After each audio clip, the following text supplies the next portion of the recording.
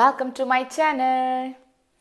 So I think we are almost at the last part of the lesson equilibrium. അധികം ഇതോടെ ഞാൻ തീർക്കാൻ നോക്കും. വലിയ ലെങ്ത് ആവണമെങ്കിൽ ഞാനൊന്ന് കട്ട് ഷോർട്ട് ചെയ്തിട്ട് നെക്സ്റ്റിലേക്ക് കൊടുക്കത്തുള്ളൂ കേട്ടോ. അപ്പോൾ ഓൾമോസ്റ്റ് ഇത് തന്നെയായിരിക്കും നമ്മുടെ ലാസ്റ്റ് പാർട്ട് എന്ന് വിചാരിക്കുന്നു. So today we are going to discuss a very important area that is common ion effect. Usually this question may be asked as a 2-mark question. ഇനി അവിടെ ചോദിച്ചിട്ടില്ലെങ്കിൽ നിങ്ങൾക്ക് ഏറ്റവും കൂടുതലായി ചോദിക്കാൻ പറ്റുന്ന ഒരു സ്ഥലമാണ് നിങ്ങളുടെ വൈവ. നിങ്ങളുടെ ഈ പ്രാക്ടിക്കൽ എക്സാമിന് ഏറ്റവും ഇമ്പോർട്ടൻ്റ് ആയിട്ടുള്ള ഒരു കോൺസെപ്റ്റാണ് common ion effect.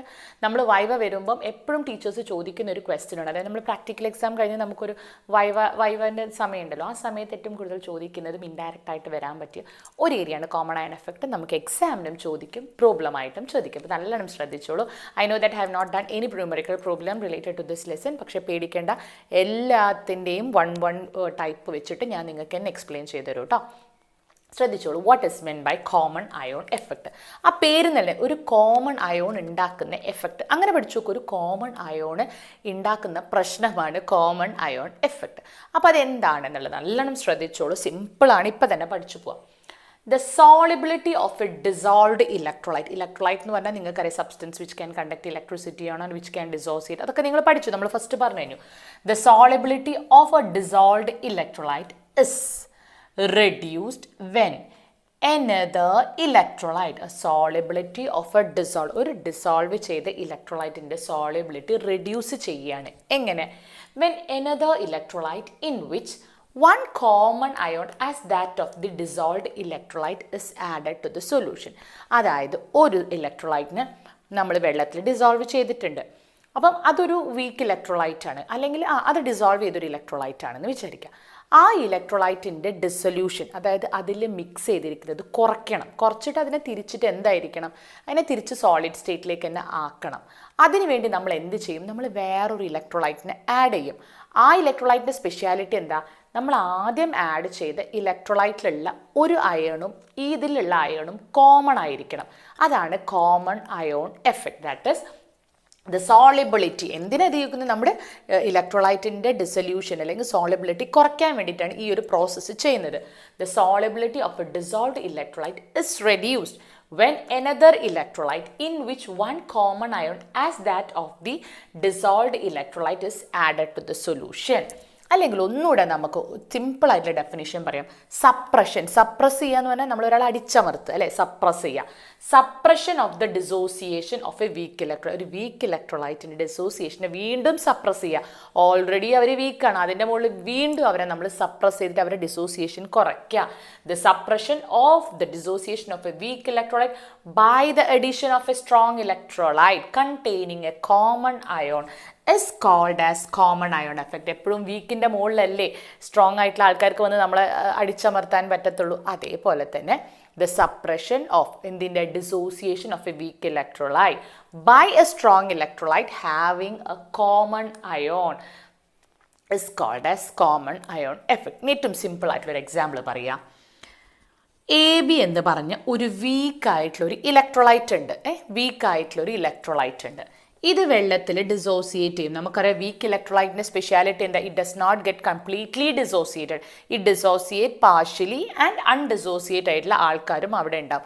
And there exist an equilibrium. അതിനെയാണ് നമ്മൾ അയണിക് ഇക്വിലിബ്രിയം എന്നൊക്കെ പറഞ്ഞിട്ടുണ്ട്. അപ്പോൾ ഈ AB എന്താവും? A++B- എന്ന് പറഞ്ഞിട്ട് ഇങ്ങനെ സൊല്യൂഷനിൽ ഒരു വെള്ളത്തിൽ കിടക്കുകയാണ് കേട്ടോ. സൊല്യൂഷനിൽ AB എന്ന് പറഞ്ഞ ഒരു ഇലക്ട്രോലൈറ്റ് ഉണ്ട്. അതിൽ A+ഉം ആ വെള്ളത്തിൽ A+ഉം B- ആയിട്ട് അത് കിടക്കുകയാണ്. അപ്പോൾ എനിക്ക് എന്ത് വേണം? എനിക്ക് AB ആയിട്ട് തന്നെ വേണം. കാരണം ഫുള്ളായിട്ട് എനിക്ക് ABനെ തിരിച്ച് കിട്ടണം ആ സൊല്യൂഷൻ. അപ്പം ഞാൻ എന്ത് ചെയ്യും? ഒരു സ്ട്രോങ് ആയിട്ടുള്ള ഇലക്ട്രോലൈറ്റ് CBനെ കൊണ്ടുവരും. കണ്ടോ? CB. അതിൽ രണ്ടാൾക്കും കോമൺ ആയിട്ട് ഒരു അയോൺ ഉണ്ട്. വീക്കായിട്ടുള്ള ഇലക്ട്രോലൈറ്റും സ്ട്രോങ് ആയിട്ടുള്ള ഇലക്ട്രോലൈറ്റും കോമൺ ആയിട്ട് ഒരു അയോൺ ഉണ്ട്. അതാണ് B എന്ന് പറയുന്നത്. അപ്പോൾ ഈ CB എന്താവും? CBയും സ്ട്രോങ് ആണ്. അത് എന്ത് ചെയ്യും? ഡിസോസിയേറ്റ് ചെയ്ത് C+ഉം B- ഉണ്ടാക്കും. അപ്പം നമ്മുടെ ലേ ഷാറ്റ്ലിയർ പ്രിൻസിപ്പിളിൽ പറഞ്ഞിട്ടുണ്ട്, whenever a system is in equilibrium, if we change any of its concentration or temperature or pressure, the system will tries to nullify its effect by എന്തായിരിക്കും? By shifting the equilibrium in such a way as to nullify that effect. അതെന്ത് ചെയ്യും? ഇക്വിലിബ്രിയത്തിന് shift ചെയ്യും. നമ്മൾ എന്ത് ചെയ്യുന്നു അതിന് opposite ആയിട്ട് പ്രവർത്തിക്കാൻ അത് നോക്കും. അപ്പോൾ ഈ സി ബി ആഡ് ചെയ്യുന്നപ്പോൾ ഇത് ഇക്വിലിബ്രിയത്തിലുള്ളൊരു സിസ്റ്റമാണ്. ഇവിടെ എന്ത് പറ്റി? ഇത് സ്ട്രോങ് ആണ്. ഇത് എന്ത് പറ്റി? ബിൻ്റെ കോൺസെൻട്രേഷൻ ഇവിടെ കൂടി. സെയിം ആൾക്കാരിലെ. അപ്പോൾ ഇതിൻ്റെ അർത്ഥം എന്താ? ബിൻ്റെ കോൺസെൻട്രേഷൻ ആ ലിക്വിഡിൽ കൂടാൻ തുടങ്ങും. അപ്പോൾ ഈ സിസ്റ്റം എന്ത് പറയും? ആഹാ, നിങ്ങൾ ബിൻ്റെ കോൺസെൻട്രേഷൻ കൂട്ടിയോ, എന്നാൽ ഞാൻ ഇക്വിലിബ്രിയത്തിലല്ല, ഞാൻ എന്ത് ചെയ്യും? I will try to reduce the concentration of B. ഈ ബിൻ്റെ കോൺസെൻട്രേഷൻ എങ്ങനെയാണ് കുറയ്ക്കുക? ഇത് ഈ പുതിയ വന്ന ബിൻ്റെ കൂടെ വീണ്ടും വീണ്ടും എ കമ്പൈൻ ചെയ്തുകൊണ്ടിരുന്നിട്ട് എന്തുണ്ടാക്കും? എ ബി പ്രൊഡ്യൂസ് ചെയ്തുകൊണ്ടിരിക്കും. അപ്പം എന്ത് പറ്റി? ഇതിൻ്റെ ആ ഒരു എ ബി എന്ന് പറഞ്ഞ ഒരു വീക്ക് ഇലക്ട്രോലൈറ്റ് ലൈന് പിന്നെയും സ്പീഡിൽ എന്ത് ചെയ്യാൻ പറ്റത്തില്ല? ഡിസോസിയേറ്റ് ചെയ്യാൻ പറ്റത്തില്ല. അപ്പം എ ബിനെ നമുക്ക് എന്ത് കിട്ടും? പ്രസിപ്പിറ്റേറ്റോ അല്ലെങ്കിൽ അത് പുറത്തേക്ക് വരാനോ തുടങ്ങും. അത് വെള്ളത്തിൽ അലിഞ്ഞു കിടക്കുന്ന എന്താവും? നമുക്ക് സോളിഡ് സ്റ്റേറ്റിലേക്ക് നമുക്ക് പുറത്തേക്ക് കിട്ടും. മനസ്സിലാവുന്നുണ്ടോ? സോളിഡ് സ്റ്റേറ്റിലായിരിക്കണം എന്നില്ല, അത് വെള്ളത്തിൽ നിന്ന് സെപ്പറേറ്റഡ് ആയിട്ട് നമുക്ക് അൺഡിസോസിയേറ്റഡ് ആയിട്ട് കിട്ടും. കാര്യം മനസ്സിലായി? ഇതാണ് ഇതിൻ്റെ ഒരു പ്രിൻസിപ്പിൾ. ഇത് നമുക്ക് പല ലബോറട്ടറി പ്രിപ്പറേഷനിലും പല ഡെയിലി ലൈഫ് പ്രോസസ്സിലും ആവശ്യമുള്ളൊരു കാര്യമാണിത്. ഇപ്പം എന്താണ് common ion effect? Suppression of the dissociation of a weak electrolyte by a strong electrolyte which is having a common ion is called as common ion effect. കണ്ടോ, ഈ ഒരു കോമൺ അയൺ ഉള്ളതുകൊണ്ടുള്ള എഫക്റ്റ് ആണോ? This common ion effect works on the principle of Le Chatelier principle.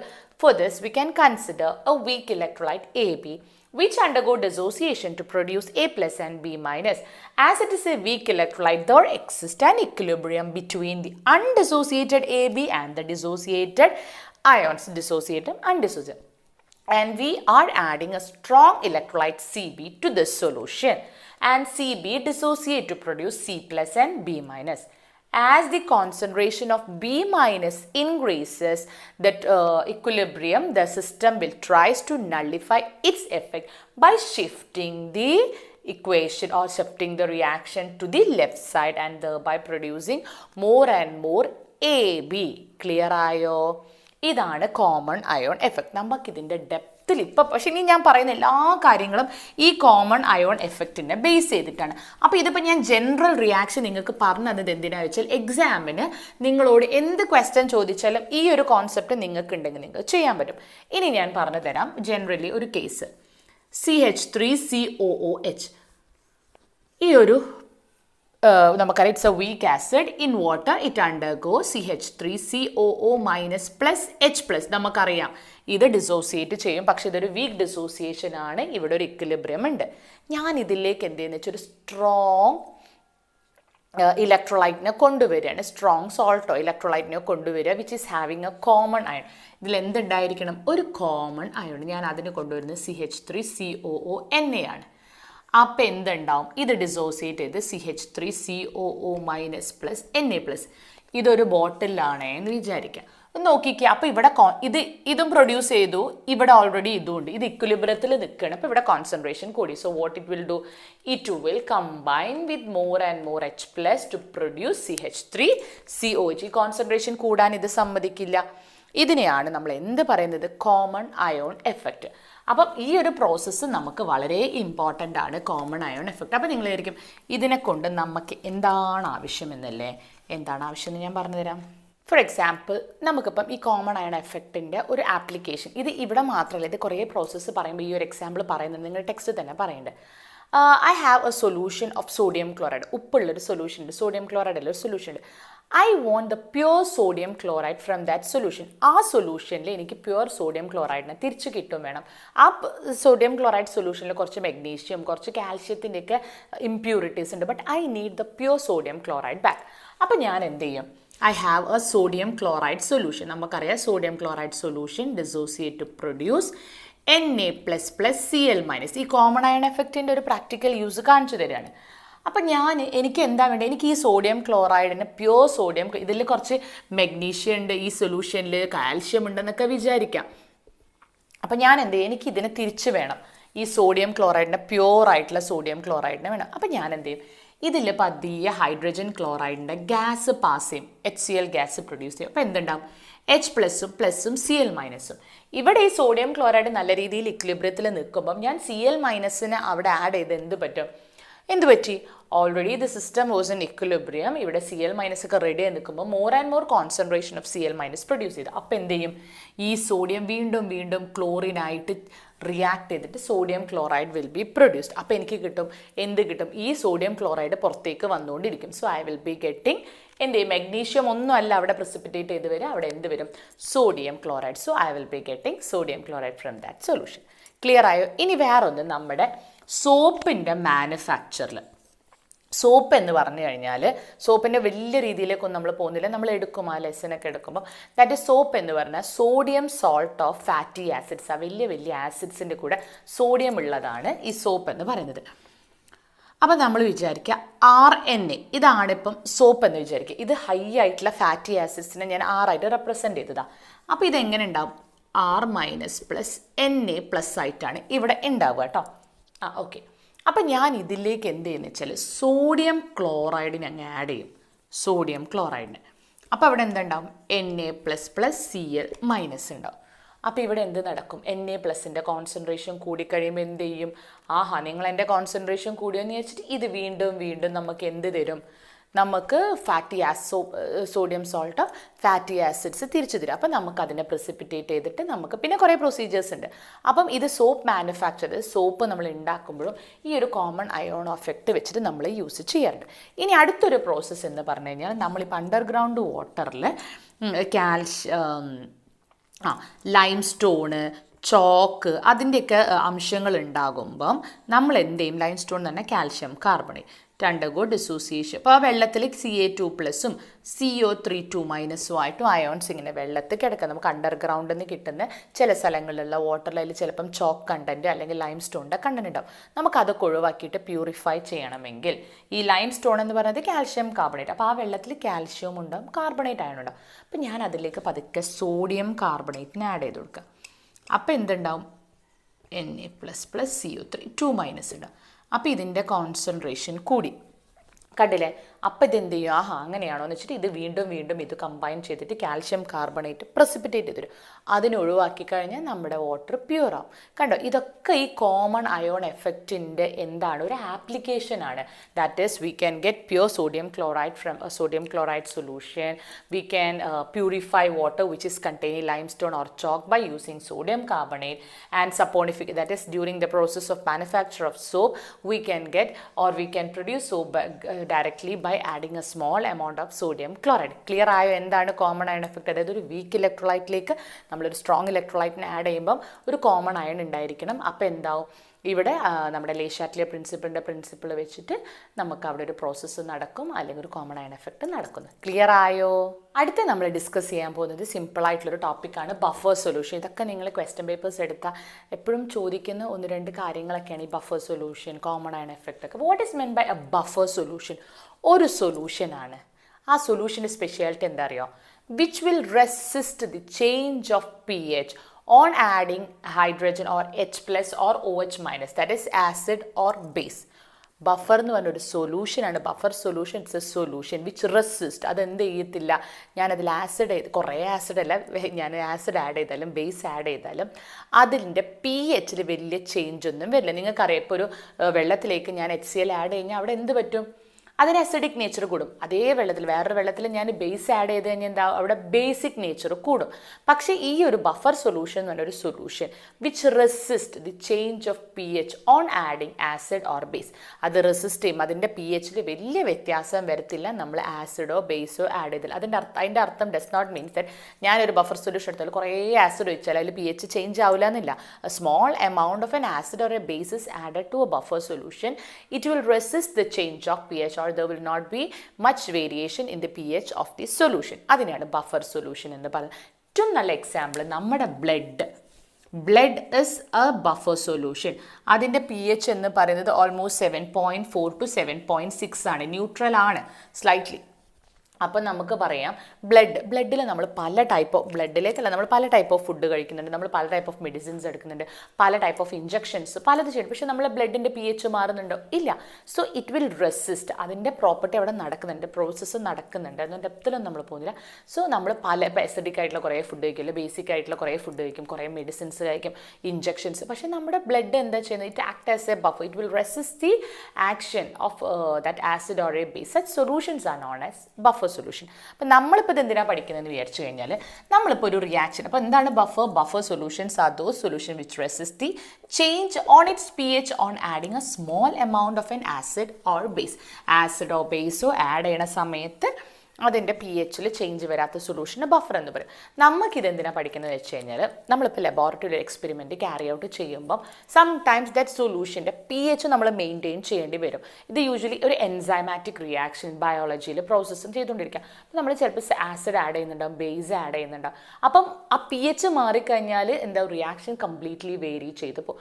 അപ്പം ചില solutions നമ്മൾ തന്നെ prepare ചെയ്യേണ്ടി വരും. എങ്ങനെ? അതിൻ്റെ പി എച്ച് മാറാൻ പാടില്ല, പക്ഷെ reaction has to be carried out. നമുക്ക് ആസിഡ് ആഡ് ചെയ്യേണ്ടി വരും, ബേസ് ആഡ് ചെയ്യേണ്ടി വരും. ഇതൊക്കെ നമ്മൾ ചെയ്യുന്നുണ്ട് കേട്ടോ നമ്മുടെ ലാബിലും കാര്യങ്ങളിലൊക്കെ ആയിട്ട്. അപ്പോൾ ഈ ബഫർ സൊല്യൂഷൻ തന്നെ നമ്മൾ രണ്ടായിട്ട് ക്ലാസിഫൈ ചെയ്യുന്നുണ്ട്. Acidic buffer or acidic buffer solution and basic buffer solution. അപ്പോൾ ഞാൻ പറഞ്ഞു ഇത് നമുക്ക് കെമിസ്ട്രിയിലൊക്കെ നമുക്ക് നല്ലോണം ആവശ്യമുണ്ട് നമ്മൾ റിയാക്ഷൻസ് ക്യാരി ഔട്ട് ചെയ്യുമ്പോൾ. അപ്പോൾ എങ്ങനെയാണ് ഒരു അസിഡിക് ബഫർ സൊല്യൂഷൻ പ്രിപ്പയർ ചെയ്യുക എന്ന് പറഞ്ഞു കഴിഞ്ഞാൽ acidic buffer solutions are those solution which are having acidic nature ആയിരിക്കും. അവർക്ക് അസിഡിക് നേച്ചർ ആയിരിക്കും. ഇനി അവരിലേക്ക് ആസിഡ് ആഡ് ചെയ്താലോ ബേസ് ആഡ് ചെയ്താലോ അവരുടെ പി എച്ചിൽ വലിയ വേരിയേഷൻ ഉണ്ടാവില്ല. How we will prepare an acidic? ശ്രദ്ധിക്കണം, an acidic buffer can be prepared by using a weak acid plus a salt of the same acid. Salt എങ്ങനെയാണ് produce ചെയ്യുക? ഒരു ആസിഡ് ഒരു ബേസും റിയാക്ട് ചെയ്തിട്ടില്ല. Salt of the same acid, but that salt has to be prepared from a strong base. ഈ weak ആസിഡിൻ്റെ സോൾട്ടാണ്, പക്ഷെ അത് എന്തായിട്ട് റിയാക്ട് ചെയ്യണം? സ്ട്രോങ് ബേസുമായിട്ട് റിയാക്ട് ചെയ്തിട്ട് salt of that weak acid which is salt of that weak acid by a strong base. Example പറഞ്ഞാൽ നിങ്ങൾക്ക് ഈസി ആയിട്ട് മനസ്സിലായി. ഇങ്ങനെയൊക്കെ വലിയ വേർഡ്സ് പറയുമ്പോൾ നിങ്ങൾക്ക് കൺഫ്യൂഷൻ. വീക്ക് ആസിഡ് നമ്മൾ ഏറ്റവും വീക്കായിട്ട് പഠിക്കുന്നത് CH3COOH. ഇതിൻ്റെ സോൾട്ട് നമുക്ക് രണ്ട് തരത്തിലുണ്ട്. ഒന്നെങ്കിൽ CH3COOH plus NH4 ammonium hydroxide വെച്ചിട്ടൊരു സോൾട്ട് ഉണ്ടാക്കാം. അതേതാ? CH3COOO അല്ലെങ്കിൽ എനിക്ക് CH3COOH പ്ലസ് NaOH വെച്ചിട്ട് എനിക്കൊരു സോൾട്ട് ഉണ്ടാക്കാം. അതേതാ? CH3COONA plus NA. ഇതിലേതാ സ്ട്രോങ് ബേസ്? ഇതല്ലേ സ്ട്രോങ് ബേസ്, ഇത് വീക്ക് ബേസ് അല്ലേ. അപ്പോൾ ഏത് സോൾട്ടാണ് വേണ്ടത്? ഈ സോൾട്ട്. അതാണ് ഞാൻ കേട്ടോ പറയുന്നത്. അതായത് വീക്ക് ആസിഡും അതിൻ്റെ തന്നെ സോൾട്ട്, പക്ഷേ ആ സോൾട്ട് നമ്മൾ സ്ട്രോങ് ആയിട്ടുള്ള ബേസുമായിട്ട് കമ്പൈൻ ചെയ്തിട്ട് CH3COONA. അപ്പോൾ this is an acidic buffer. So what is meant by an acidic buffer? Acidic buffers are those solutions which are prepared by mixing a weak acid and salt of that weak acid with a strong base. That is example CH3COOH plus CH3COONA. അപ്പോൾ basic buffer എന്താ? A weak base plus a salt of that weak base by a strong acid. Okay, example നമ്മുടെ ഏറ്റവും weak base നമുക്കെടുക്കാം ammonium hydroxide. Okay, ഇനി അതിൻ്റെ തന്നെ base ആയിരിക്കണം, but അതെന്തായിരിക്കണം? നമുക്ക് നല്ല സ്ട്രോങ് ആയിട്ടുള്ള ആസിഡുമായിട്ട് റിയാക്ട് ചെയ്തിട്ട്. അപ്പം അമോണിയം ഹൈഡ്രോക്സൈഡ് ഇത് ഒരു സ്ട്രോങ് ആയിട്ടുള്ള ആസിഡുമായിട്ട്, അപ്പം അമോണിയം ഹൈഡ്രോക്സൈഡും നമ്മുടെ HCl സ്ട്രോങ് ആസിഡ്, അപ്പോൾ എന്തുണ്ടാവും? Ammonium chloride. ഓക്കെ ആണല്ലോ. അമോണിയം ക്ലോറൈഡ് എന്ന് പറഞ്ഞിട്ടൊരു സോൾട്ട് ഉണ്ടല്ലോ. അപ്പോൾ ഇതും കൂടി ആയിക്കഴിഞ്ഞാൽ നമുക്ക് എന്തായി? ഒരു ബേസിക് ബഫർ കിട്ടി. ഇതിൻ്റെ pH എന്ന് പറഞ്ഞാൽ it will be almost 9.5.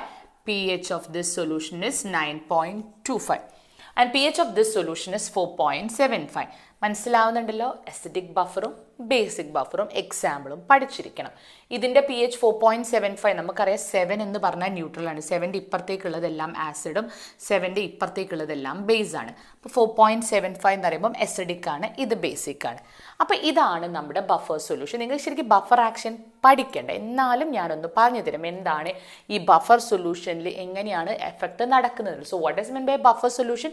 A buffer solution is a solution in which resist the change in pH on adding a small amount of acid or a base. There are two types of buffer solution, that is acidic buffer solution and basic buffer solution.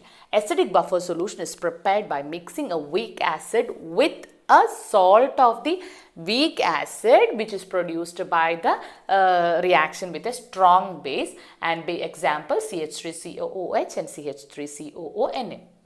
And for this solution, ഈ ഒരു സൊല്യൂഷൻ്റെ P H എന്ന് പറയുന്നത് almost 4.75, that means it's acidic.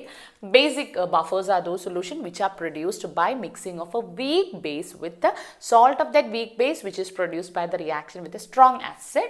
Example, ammonium hydroxide and ammonium chloride, and the pH is found to be almost 9.25. Clear ആയോ? ഇനി buffer എങ്ങനെയാണ് act ചെയ്യുക എന്നുള്ളതാണ് നമ്മുടെ ഒരു വെറുതെ ജസ്റ്റ് നിങ്ങൾ അറിയില്ല എന്ത് പഠിക്കുമ്പോഴും അപ്പം നിങ്ങൾക്ക് എക്സാം ഹാളിൽ കൺഫ്യൂഷൻ ഉണ്ടാവില്ല. ഇത് ബൈ ഹാർട്ട് പഠിക്കുമ്പോഴാണ് നമുക്ക് എക്സാം ഹാളിൽ കൺഫ്യൂഷൻ ഉണ്ടാവുക. അപ്പം ഞാൻ ഒരു ബഫർ ആക്ഷൻ പറഞ്ഞ എസിഡിക് ബഫർ സൊല്യൂഷൻ്റെ കേട്ടോ. നമുക്കറിയാം രണ്ടാൾക്കാരുണ്ടാവും അല്ലേ? എസിഡിക് ബഫർ സൊല്യൂഷനിൽ ഒരു വീക്ക് ആസിഡ് ഉണ്ടാവും, salt of that weak acid ഉണ്ടാവും. അപ്പോൾ ഈ വീക്ക് ആസിഡ് നമുക്കറിയാം വലിയ ഡിസോസിയേഷൻ ഒന്നും ഉണ്ടാവില്ല. CH3CO- H+ ഉണ്ടാവും. ഇനി നമുക്കറിയാം ഇതിൻ്റെ തന്നെ ഒരു സ്ട്രോങ് സോൾട്ടാണ് ഉള്ളത് അല്ലേ? അപ്പോൾ ഇതെങ്ങനെ ഡിസോസിയേറ്റ് ചെയ്യും? CH3COO- ഉണ്ടാവും, Na+ ഉണ്ടാവും. ഓക്കെ ആണല്ലോ? അപ്പോൾ ഈ ഒരു സൊല്യൂഷനാണ് നമ്മുടെ എസിഡിക് ബഫർ. ഇതിപ്പോൾ ഓൾമോസ്റ്റ് പി എച്ച് ഒരു 4.75 എന്നല്ല 4.6 എന്തോന്ന് ഞാൻ പറഞ്ഞു. യെസ് 4.75. ഓക്കെ.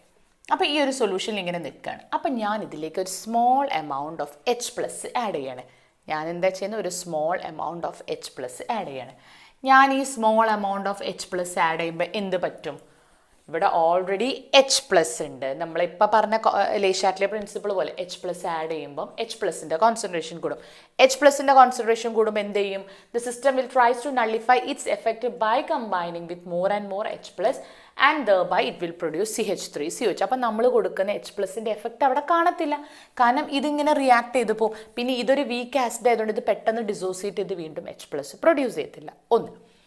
ഇനി ഇതിലേക്ക് ഞാൻ അതേപോലെ തന്നെ OH- എന്ന ബേസിനെ ആഡ് ചെയ്യുകയാണ്. ബേസിക് സൊല്യൂഷൻ ആഡ് ചെയ്യും. ഈ OH- എന്ത് ചെയ്യും? ഈ H+ഉമായിട്ട് അങ്ങ് കമ്പൈൻ ചെയ്യും. ഈ H+ഉമായിട്ട് കമ്പൈൻ ചെയ്തിട്ട് വാട്ടറായിട്ട് എന്താവും? H+ ആയിട്ട് വാട്ടറായിട്ട് അങ്ങ് റിയാക്ട് ചെയ്ത്. അപ്പോൾ ഇവിടെ എന്തുണ്ടാവില്ല? വീണ്ടും the will not be any change in the PS. അപ്പം നിങ്ങൾ അപ്പോൾ ഈ OH- H+ഉം റിയാക്ട് ചെയ്ത് H2 ആണ്. അപ്പോൾ നിങ്ങൾക്ക് കൺഫ്യൂഷൻ. അപ്പോൾ H+ൻ്റെ ഇല്ല കോൺസെൻട്രേഷൻ കുറയില്ല. അപ്പോൾ അതെന്ത് ചെയ്യും? It will produce more and more CH3COO- and H+. ഇവിടെ കോൺസെൻട്രേഷൻ കുറയുമ്പോൾ ലേഷാറ്റ്ലിയർ പറഞ്ഞ system will tries to nullify it. അപ്പോൾ it will produce more and more H+.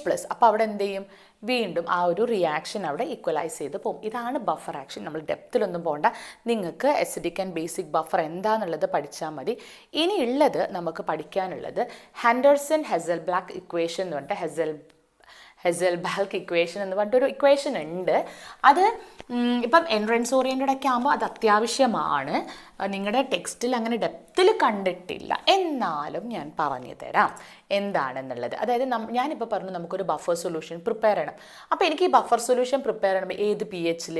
അപ്പം എനിക്ക് ഒരു റിയാക്ഷൻ ക്യാരി ഔട്ട് ചെയ്യണം. എനിക്ക് മെയിൻറ്റെയിൻ ചെയ്യണം എന്ത് pH? ഒരു pH ഒരു 6 or 5 ഒക്കെ മെയിൻറ്റെയിൻ ചെയ്യണം.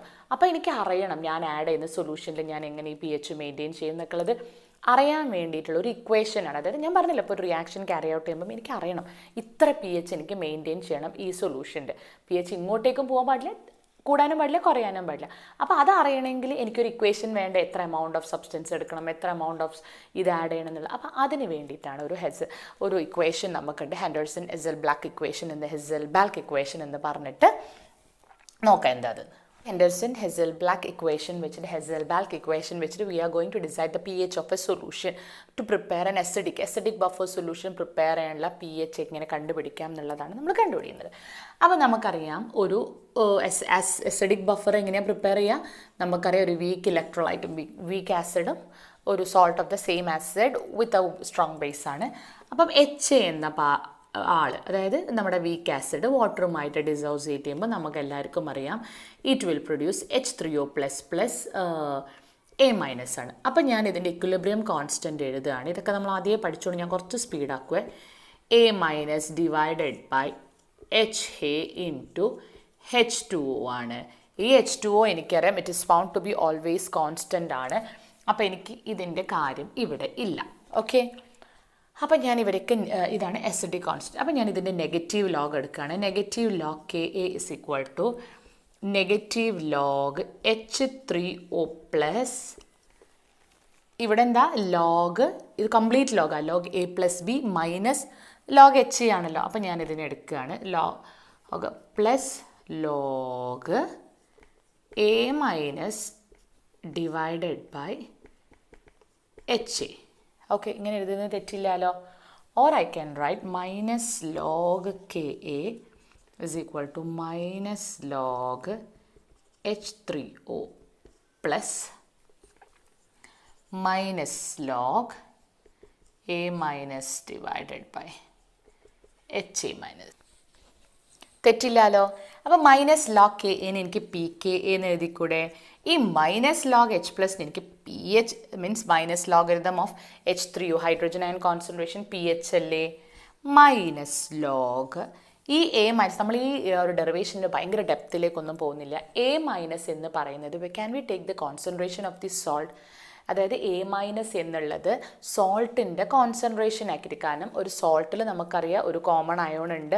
അപ്പോൾ so we can consider that A minus as the concentration of the salt and the H എനെ കോൺസെൻട്രേഷൻ ഓഫ് ആസിഡ് ആക്കി എനിക്ക് എടുത്തൂടെ? തെറ്റില്ലല്ലോ. ഞാൻ പറഞ്ഞു ഞാൻ ഈ ഡെപ്തിലേക്ക് പോകുന്നില്ല, സോൾട്ടിൻ്റെ കോൺസെൻട്രേഷനൊക്കെ കാണിച്ചു ഒന്നും പോകുന്നില്ല. Let the concentration of A minus can be considered as the concentration of salt. കാരണം സോൾട്ടും ഇതെന്ന് പറഞ്ഞു കഴിഞ്ഞാൽ എന്താണ്, രണ്ടാളിലും ഒരേ കോമൺ അയോൺ ആണ് ഉള്ളത്. So I can take A minus is the concentration of the salt and this H A as the concentration of the acid. അപ്പം നമുക്ക് ഈ പി എച്ചിൻ്റെ, നമുക്ക് ഈ അസിഡിക് ബഫർ പ്രിപ്പയർ ചെയ്യുമ്പോൾ പി എച്ച് ആണ് വേണ്ടത്. അപ്പോൾ P H is equal to P K A plus logarithm of concentration of salt divided by concentration of acid. എഴുതിക്കൂടെ? തെറ്റില്ലല്ലോ. ഇതാണ് നമുക്കിങ്ങനെയാണ് ഒരു അസിഡിക് ബഫർ സൊല്യൂഷൻ്റെ പി എച്ച് കണ്ടുപിടിക്കുക. അതായത് നമുക്ക് K A value, that is iron dissociation constant P K എയും സോൾട്ടിൻ്റെയും ആസിഡിൻ്റെയും കോൺസെൻട്രേഷൻ ഉണ്ട്. We can determine the P H of the acidic buffer solution. അങ്ങനെയാകുമ്പോൾ എനിക്ക് ഇതേപോലെ തന്നെ ബേസിക് വീണ്ടും ഞാൻ എഴുതുന്നു. ഞാൻ പറഞ്ഞു ഇത് എൻട്രൻസ് പ്രിപ്പയർ ചെയ്യുന്നവർക്കും പിന്നെ ഞാൻ ഒന്ന് രണ്ട് നോട്ട്സ് നോക്കിയപ്പോൾ അതിലൊക്കെ ഈ ഒരു ടോപ്പിക്ക് കാണുന്നുണ്ട്. ഇനി ഞാൻ പഠിപ്പിച്ചില്ലെങ്കിൽ നിങ്ങൾക്കതൊരു കൺഫ്യൂഷൻ വേണ്ടാന്ന് വിചാരിച്ചിട്ടാണ് പറയുന്നത്. ഇനി ഒരു ബേസിക് ബഫർ പ്രിപ്പയർ ചെയ്യുമ്പം ഇത് സെയിം ഇക്വേഷൻ ഞാൻ അത് എഴുതുന്നില്ല. P O H is equal to P K B plus log of salt divided by base എന്ന് എഴുതിക്കൂടെ? ഇതേ സെയിം പ്രോസസ്സ് തന്നെ നിങ്ങൾ ചെയ്ത് നോക്കുക. That is if you consider ഇപ്പം നമ്മൾ എച്ച് എന്ന് പറയുന്ന പകരം എ ഒ എച്ച് എന്ന് പറഞ്ഞിട്ട് നിങ്ങൾക്ക് എഴുതാം. എന്നിട്ട് എന്ത് ചെയ്യാം, A plus O H minus then ഇതേപോലെ കോൺസെൻട്രേഷൻ എഴുതുക. എന്നിട്ട് നിങ്ങൾ എന്ത് ചെയ്യുക, ഇതേപോലെ H2 വേണ്ട, എന്നിട്ട് എന്ത് ചെയ്യുക, ഇതേപോലെ ചെയ്ത് യു വിൽ ബി ഗെറ്റിംഗ്. അപ്പോൾ ഞാൻ പല പ്രോബ്ലം ചെയ്യണമെങ്കിൽ എൻട്രൻസിനൊക്കെ ആവശ്യമുള്ളവർക്ക് ഇതൊന്ന് നോട്ട് ചെയ്തേക്കുക. How to determine the P H of a acidic solution and pOH of a basic solution എന്നുള്ളതിന് ഒരു ഇക്വേഷനാണ്. pH is equal to pKa plus logarithm of concentration of salt divided by acid or pOH is equal to pKb plus logarithm of salt divided by base. Clear ആയോ? മനസ്സിലായത്? ഇപ്പം എന്തിനാ പറഞ്ഞത്, നമ്മൾ buffer solution പഠിക്കുമ്പം how to determine the pH of a acidic or a basic solution എന്നുള്ള കോൺസെപ്റ്റിനാണ് കേട്ടോ. So what are the applications of this Henderson-Hasselbalch equation എന്ന് പറഞ്ഞു കഴിഞ്ഞാൽ, ഒന്ന് calculate the pH of the buffer solution which we are preparing, or prepare buffer solution of a specified pH. അതായത് ഒന്ന് P H കണ്ടുപിടിക്കാൻ പറ്റും, പിന്നെ ഏത് പി എച്ചിലാണ് നമുക്ക് ആ ബഫർ സൊല്യൂഷൻ പ്രിപ്പയർ ചെയ്യേണ്ടതെന്നുള്ളത്. Third one calculation of P K A value. ഇപ്പോൾ സൊല്യൂഷൻ്റെ പി എച്ച് വാല്യൂ അറിയാം, സോൾട്ടിൻ്റെയും ആസിഡിൻ്റെയും കോൺസെൻട്രേഷൻ ആണെങ്കിൽ നമുക്ക് പി കെ എ വാല്യൂ കണ്ടുപിടിക്കാം. പിന്നെ ഇതിൻ്റെ ഒരു പോരായ്മ എന്ന് വെച്ചാൽ it cannot be use for the determination of P H of a strong acid or a strong ബേസിൻ്റെ ആ ഒരു കൺസെപ്റ്റിൽ ഇത് നമുക്ക് വർക്ക്ഔട്ട് ആവില്ല. This is mainly for weak acid and weak base ആണ്. അപ്പോൾ എനിക്ക് തോന്നുന്നു നമ്മൾ ഈ ഇക്വിലിബ്രിയം ഓഫ് സ്പാരംഗ്ലി സോളബിൾ സോൾട്ടാണ് നമുക്കിനി അടുത്തത് എടുക്കാനുള്ളത്. പക്ഷെ അതുണ്ടല്ലോ കുറച്ച് വലിയ ഏരിയ, അതും കൂടി എടുക്കുമ്പോൾ ടോപ്പിക് അങ്ങൊരു 40 to 50 minutes ഒക്കെ ആയിപ്പോൾ. അപ്പോൾ നമുക്ക് ഇത് ഇന്ന് ഇവിടെ വെച്ച് നിർത്തിയാലോ, എന്നിട്ട് സ്പാരംഗ്ലി അതും കൂടി ഉള്ളൂ, അത് ലാസ്റ്റ് ടോപ്പിക് കേട്ടോ, പേടിക്കണം. അതൊരു കുഞ്ഞ് ഏരിയയാണ്, സിമ്പിളാണ്. ഈ പറഞ്ഞ കാര്യം എല്ലാം കൂടെ കമ്പൈൻ ചെയ്ത് എനിക്ക് പറയാനേ ഉള്ളൂ. എന്നിട്ട് നമുക്ക് ആ ഒന്ന് എല്ലാ പറഞ്ഞ കാര്യം ഒന്ന് റീകോൾ ചെയ്യുക. It's will be better to take for the next part, otherwise it will be a burden for you. ഇതെല്ലാം കൂടെ കണ്ടു കഴിയുമ്പോഴത്തേക്ക് നിങ്ങൾക്ക് ഉറക്കം വരും, നിങ്ങൾക്ക് ബോറടിക്കും, അയ്യോ എന്തൊക്കെയാണ് പറഞ്ഞതെന്ന് തോന്നും. അപ്പോൾ എന്ത് ചെയ്യുക, ഒന്ന് ജസ്റ്റ് ഇതുവരെയുള്ള ക്ലിയറായിട്ട് മനസ്സിലാക്കി വെക്കുക. എന്നും പറയണ പോലെ തന്നെ പ്ലേ ബാക്ക് സ്പീഡൊക്കെ സ്പീഡ് കൂട്ടിയിട്ട് ക്ലാസ്സുകൾ കേട്ട് കഴിഞ്ഞ് എന്ത് പറ്റുന്നറിയാം, കാര്യം മനസ്സിലാവും. ടെക്സ്റ്റ് വായിക്കുക, നോട്ട് പഠിക്കുക. നോട്ട്സ് എന്ന് പറഞ്ഞാൽ നിങ്ങളുടെ കയ്യിൽ തന്നെ കുറേ നോട്ട്സ് ഉണ്ട്. വീണ്ടും ഞാൻ പറയണം, നല്ല നോട്ട്സ് ഉണ്ട്. HSSLive.in തന്നെയല്ലേ ആ സൈറ്റിൻ്റെ പേര്. ഞാൻ തന്നെ അത് നല്ലോണം നോക്കാറുണ്ട് കേട്ടോ. നല്ല നല്ല നോട്ട്സാണ് അത് തരുന്നത്. നിങ്ങളൊന്നും അടിക്കേണ്ട, HSSLive.in HSSLive.in അത് +2ൻ്റെ എല്ലാത്തിനും നോട്ട്സ് നല്ല അടിപൊളിയായിട്ട് കൊടുത്തിട്ടുണ്ട്. എക്സ്ട്രാ വേണ്ടവർക്ക് ടെക്സ്റ്റും കൂടെ റെഫർ ചെയ്താൽ മതി. ഞാനിത് മാത്രം പഠിക്കണം എന്നൊന്നും പറഞ്ഞിട്ടില്ല. പിന്നെ നാളെ പറയാം ഇത് മാത്രം പഠിച്ചാൽ മതി, അതൊന്നും ഞാൻ പറഞ്ഞിട്ടില്ല. ഇത് നല്ല നോട്ട്സാണ്. അതേപോലെ ക്ലാസ് നോട്ട്സ് അതും അടിച്ചു കഴിഞ്ഞാൽ നല്ല നോട്ട്സ് കിട്ടുന്നുണ്ട്. അപ്പോൾ അതൊക്കെ ഒന്ന് നോക്കി റെഫർ ചെയ്ത് പഠിക്കുക. സംശയങ്ങളൊക്കെ കമൻസിലിടും. ഇനി അതും സംശയങ്ങൾ ചോദിക്കാൻ പറ്റാത്തവർക്ക് easychemistryclass@gmail.com മെസ്സേജ് അയച്ചാൽ ഞാൻ റിപ്ലൈ അയക്കുന്നതായിരിക്കും. Okay, thank U.